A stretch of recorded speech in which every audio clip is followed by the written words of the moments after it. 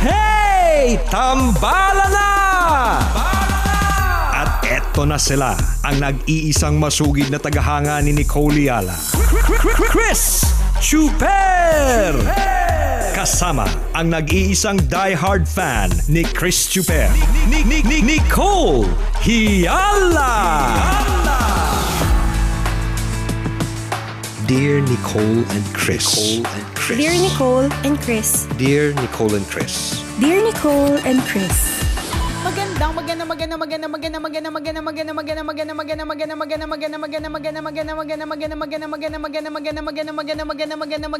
morning, Luzon, Visayas at Mindanao, Metro and Mega Manila. Hi partner, kumusta naman? Oh my gosh, itong linggong ito ang unang linggo na ng September.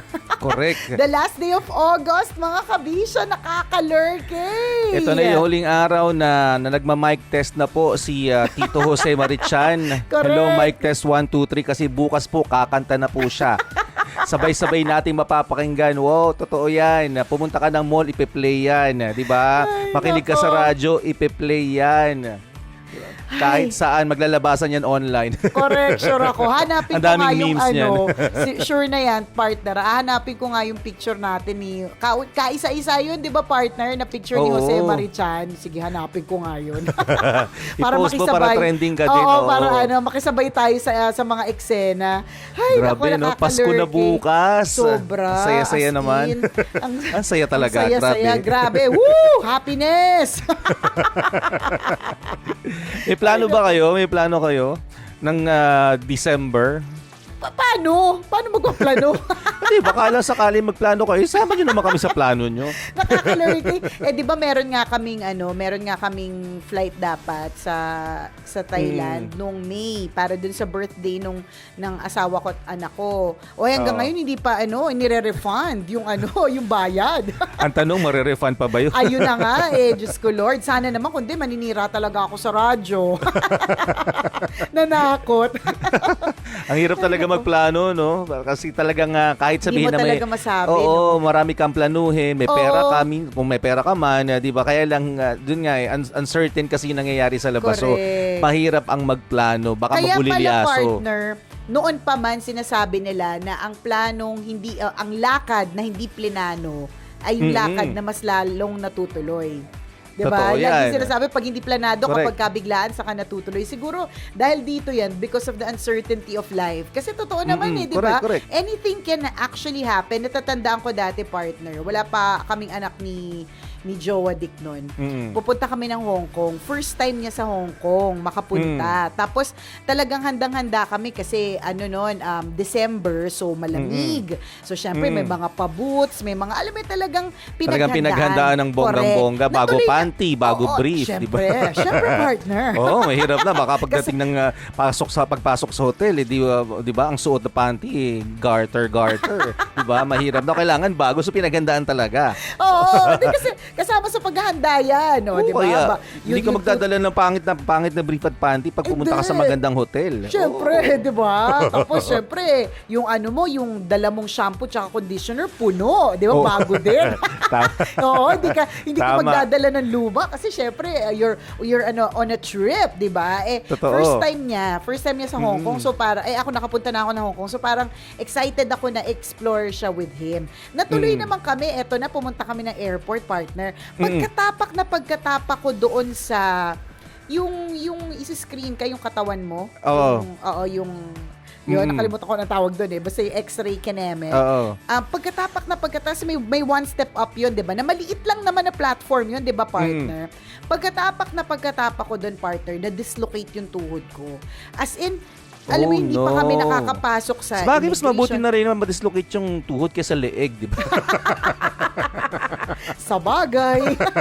Mahirap yun, no? Isipin mo yung nakatalikod yung ulo ko, tapos nakarap sa likod ko. Isipin mo, Nakakatakot. mag-tour ka sa Disneyland, di ba? Tapos balik ko yung leeg mo. Ay, naku, nakakalungkot. Anyari. Ay, di. Ayun na nga ang eksena, partner. Na-dislocate yung tuhod ko. Tapos, alam mo yung last minute, parang nag-iisip si Ren, na ano ba, babalik ba yung sumundo yung naghatid sa amin doon, itutuloy Oo. ba namin o hindi. Ako naman, since medyo kabisado ko naman yung tuhod ko na, Oo nga, no? na minsan kasi nung time na yun, partner, hindi pa na-ooperahan yata yung kanan. So kaliwa pa lang. So yung kanan yung na-dislocate, parang ganun. So tsaka bumabalik naman kasi siya agad. Oo, ang galing po ng tuhod ni Cauliala. Opo, Lego po yung katawan nito eh. Totoo. Minsan natatanggal, minsan bumabalik ng kusa. Oo. Dediretsuhin mo lang, babalik siya ng kusa. Kaya kung mapapansin Oo po nga. ninyo at maraming nagtatanong na bakit meron akong peklat sa tuhod, ano yan, dala ng operasyon. So anyways, alam mo yon, partner, ibig sabihin, even in as much as you plan it, merong posibleng mangyari. So ako, partner, alam mo sa totoo lang, planado kami noon na bumili pa ako ng boots. Kapag kasi na-dislocate yung tuhod mo at hindi mo siya natatapak ng maigi, syempre mamamaga siya, partner. Hindi nagkasya yung buong legs ko doon sa boots. Hindi siya talaga kasya. Hindi kinaya ng boots. Hindi kinaya ng boots yung maga. So, alam mo yun, ang point ko lang dito, talagang, minsan may mga bagay tayong Magain ka talaga, no? Bigla ko lang na, magain ka talaga, Bakit? no? Tapos naalala ko talaga dati, minsan may hosting job po kami, ang maga-maga yung pisngi naman ito. Kung hindi naman maga ang tuhod, naman maga ang pisngi. Tapos nasa stage po kami, patabingi po yung mukha niya kasi hindi siya Correct. pwedeng tumingin ng diretso sa camera kasi kitang-kita po yung maga. So pag nag-host kami, nakatagilid po yung mukha niya, hindi po siya tumitingin sa akin. Oo, Nag-uusap kasi, kami, hindi siya partner, nakatingin ng diretso. alam mo, sa totoo lang, ang dami na nangyari sa katawan ko. Nag-dislocate yung kaliwang tuhod, nag-dislocate Oo. yung kanang tuhod, nabuksan, na-operahan na ako sa bagang, 'di ba? Alam mo, namaga yung kanang pisngi ko. Alam mo yun, talagang nakakaloka talaga, promise. Totoo ka dyan. Isa ka ng robot eh, no? Ang dami nang sinalpak sa katawan mo. Truth. Ang dami nang inopera sa'yo. Ay nako, kulang na nga lang talaga, nagpagawa talaga ako ng ilong eh. Kaya lang, hindi talaga na-push eh. Talagang ibig sabihin, Ituloy mo na. Ituloy mo na. Nako, partner, ako yung example ng mga mukhang tita na pinipilit pang magbata. Kung ngayon pa ako magpapakeme ng ilong, no? Sabi yan ng isang parang PA ko dati, sabi niya, talaga ba? Sana kung magde-decide ka magpagawa ng ilong no nasa 20s or early 30s ka, hindi yung nasa 40 ka na, no? Mukha kang, totoo naman, mukha kang yung nagpapabata. Alam mo yung ganun. Yung halatang-halata. Oo, halatang-halata naman. Di ba, ang dami-dami ng pictures. 4 na dekada na, partner, yung lumipas na pictures na na ganun yung ilong, na medyo bilugan yung dulo. Tapos isang araw, ang tulis-tulis niya. Bila nagkaroon ng bridge. Correct. May bridge naman ako, malaki lang talaga yung yung mga parte-parte niya. Di ba, matabalan talaga siya. Tapos bila isang araw, numipis, tumangos, naging parot. Hindi halata naman, di ba? Nakakalert. Malay mo, di ba, mabago ang ihip ng hangin. Pag-isipan mo, isang araw, tumawag ka na agad ng doktor at paayos mo yung ilong mo. Pero niniwala ako, pagdating mo ng 50 siguro, ikaw yung tipong suki ng derma. Yung lagi yung araw yung linggo-linggo nagpapabatak. Pwede din naman. Di ba may mga ganon? Sa tingin ko naman, pwede. Yung mga Pwede yung ganon. glamorosang lola, di ba? Hindi pong halatang batak na batak yung mukha. Oo, banat na banat. Suki ng derma. Every Saturday, nasa derma. Nakakaloka. Kasama yung mga amiga, no? Yung mga tita. Ay, naku, nakaka-alerts. Pero ganun nga, kabisyo, minsan paplanuhin mo yung buhay mo na parang, at the age of 40, papagawa ako ng ilog.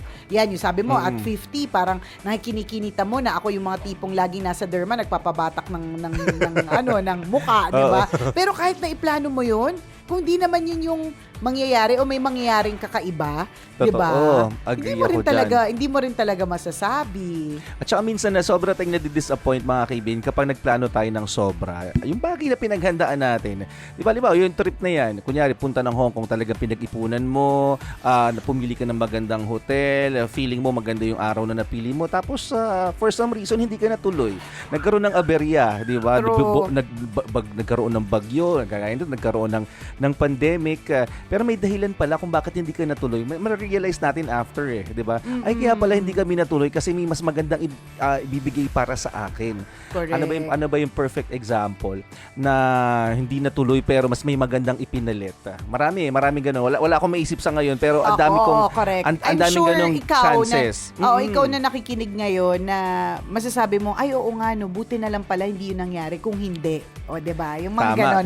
Tama. May mga ganon tayong mga moments. At yung mga moments na yan are reminders from God that that He will lead you to the right path. Na Tama. minsan iniisip natin na masakit at masaklap ba't kailangan mangyari. Yung pala, meron palang dahilan kung bakit kasi nangyari yun, di ba? Tama. At isang dahilan din, yes. Oo, meron ka palang madidiscover, di ba? O Correct. kaya isasalba ka pala mula sa isang Yun.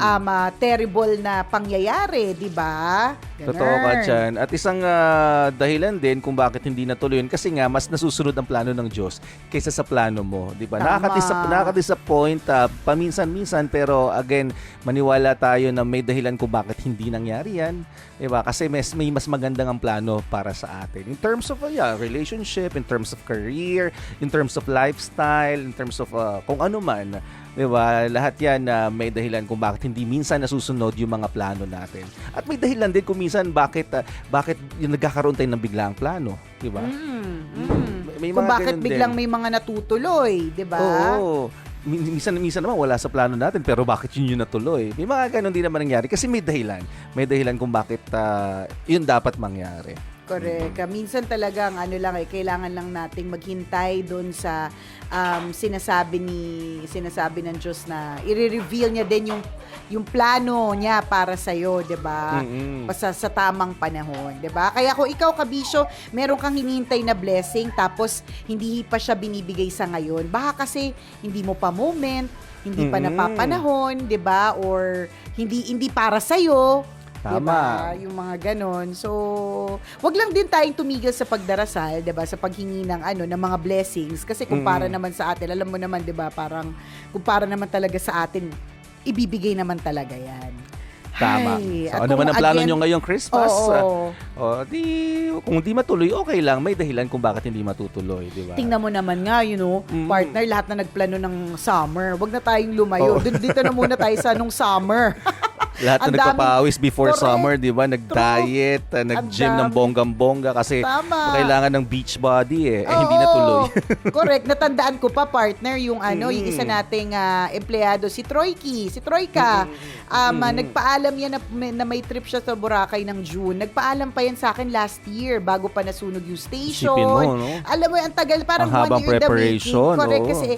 Kasi parang, syempre, if you plan a year ahead, mas mura yung ticket or something. Tapos siguro parang mas merong chances na payagan. Alam mo yung mga ganon. So, Oo. a year ahead talaga, literally. Hanggang sa, eto na, nagka-pandemic. Tapos bigla nag-message siya. Sabi niya, ma'am, yung trip ko pala sa Boracay, ika-cancel ko na po. Sabi ko, malamang. Kasi wala nang pupuntahan, di ba? So, yun talaga Tama. yun. Yun talaga. There are really moments na you plan so much, but these plans do not push through. At minsan Tama. nare-reveal sa atin ang dahilan kung bakit, minsan din naman hindi. Or Tama. hindi pa nare-reveal. O kailangan mo lang ng ekstrang dasal para maintindihan mo kung bakit kailangan mangyari yun. Tama. Basta dapat nating isipin, lahat ng ito ay may dahilan. Yung itong pandemic, ang daming kanseladong plano Diba? True. Pero dadating ang tamang panahon, ang takdang panahon na marirealize natin, ay kaya pala nangyari ito. Diba? Kaya chill ka lang ngayong araw na ito, ha? Kasi alam ko parang nung na-realize natin na last day of August and pa September na and bare months na at Pasko na sa Pinas, nagkaroon na naman tayo, bumalik na naman yung feelings of anxiety na what's in store for Christmas. Eh, napakalaga Yes. pa naman ng Pasko para sa mga Pilipino, di ba? Totoo Ay, ka nako. Ingat-ingat lang po tayo and let's continue to keep the faith, kabisyo. Muli ako po si Nicole Yala. At ako naman, si Cambio King Chris Chuper. Na nagpapaalala, una magdasal ka para mabuhay ka. Pangalawa, mag-face mask ka para mabuhay naman ang iba. Yon! Always your number one. SM Radio Station.